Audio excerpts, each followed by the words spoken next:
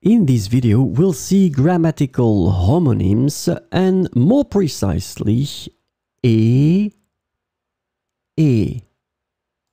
So this video is in fact quite interesting. We're talking about grammatical homonyms. So grammatical homonyms are words that are written differently but then pronounced the same way.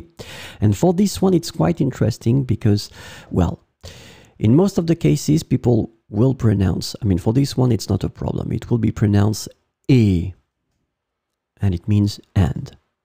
The second one, this is the most tricky thing about this video, because people can pronounce it the same way, e, and that's the reason why I wanted to make this video, so you can mix them, e. But then there are quite many persons also who will, like me, pronounce it a bit more open, because this is the way it should be pronounced, e. So for the purpose of this video, we will consider that these are grammatical homonyms because many people will pronounce them the same way. E.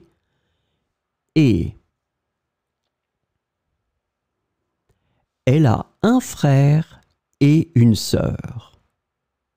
Elle a un frère et une sœur. Elle est en Espagne toute la semaine. Elle est en Espagne toute la semaine. So as you can see, e are pronounced the same way. But let's agree on the fact that in some cases, depending on the regions and depending on the way people want to pronounce it, it can be this one, the verb être, can be opened a bit more like est. Elle est en Espagne toute la semaine.